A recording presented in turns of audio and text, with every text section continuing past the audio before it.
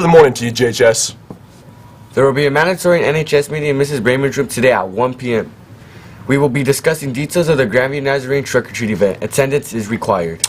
Seniors, Judkins is here right now in the auditorium to conduct a senior class meeting regarding graduation. Be sure to head down there to receive your order packet. Orders will be Thursday, November 3rd. The Haunted Greenhouse will be today and tomorrow from 7 to 11 p.m. Cost to attend is $5 at the door. Go show your support for DECA. POU will be here today at 9 a.m. in the Commons to speak to any seniors interested in attending. Boys basketball will be having a meeting on Tuesday, November 1st at 2:30 in Coach Medina's classroom, 2208. Just a reminder that lunch detention is held in the computer lab. Our sports rundown. Football plays home today against Clarkston. Girls swim in districts at the WSU Gibbs Pool. Cross country runs on Saturday for districts at Apple Ridge. Good luck, Hounds. Family ID is now open to all winter and spring athletes. Sign up today. Good morning, Grandview. Next, we have an exclusive interview with Mrs. Jimenez, filmed yesterday in our studio. Take a look. I'd like to remind all of these senior advisors. This is our newest assistant principal, Mrs. Cecilia Jimenez. And today we are going to be asking her a few questions so you guys could get to know her. What is your official job title and what sort of duties do you have here at GHS? So my official job title is assistant principal, and some of my duties involve attendance, keeping track of academics. I'm the administrator for 9th and 11th grade, so I work closely with the 9th grade counselor, Ms. Villafana, and the 11th grade counselor, Ms. Ice, to monitor grades and attendance for our groups. I also work with Mr. Reeser and Mr. Anderson to develop our school improvement plan, and I work with the English and history departments.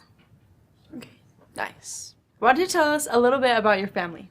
All right, so I have been married for 13 years now, and I have a 16-year-old son, a 7-year-old daughter, and a baby that's about to turn 1. Cute. I know, I see Penny all the time. Yeah, in the office when she goes in. She loves it here. Yeah.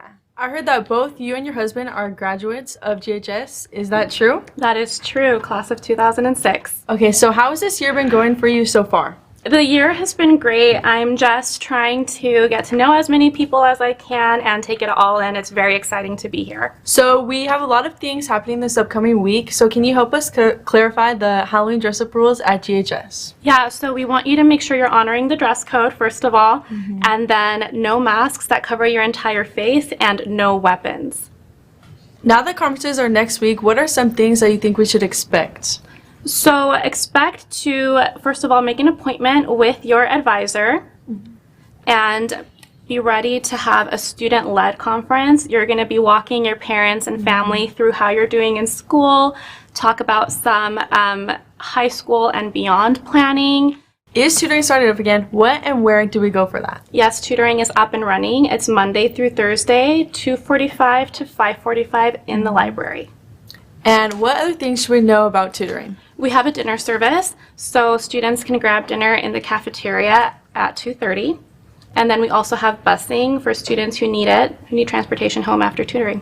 You also don't have to stay the entire time for tutoring if you don't have to. Okay.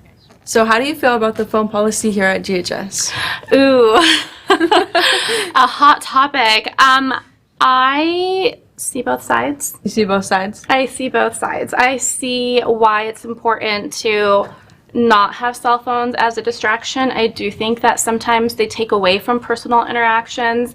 I know I've chaperoned dances before where students were sitting along the walls looking at their phones instead of dancing with their dates or talking to their friends. And so I can see how it's important as young adults to kind of learn how to navigate having your phone but still pushing yourself to make face-to-face connections. But I also think that it's okay to have some screen time and really learn to balance that. You are at a pivotal age where you're learning time management, and I think that having your cell phone adds a layer of responsibility, but we can help with that by enforcing some rules that are flexible. Yeah. But for now, no cell phones in the building at all, ever, or Mr. Anderson will take it. Ever. Thank you so much for joining us today on the Grand Express, and we hope that you guys come back for more content. Thank you so much for having me. Thank you, GHS. Have a spooky Friday and a happy Halloween.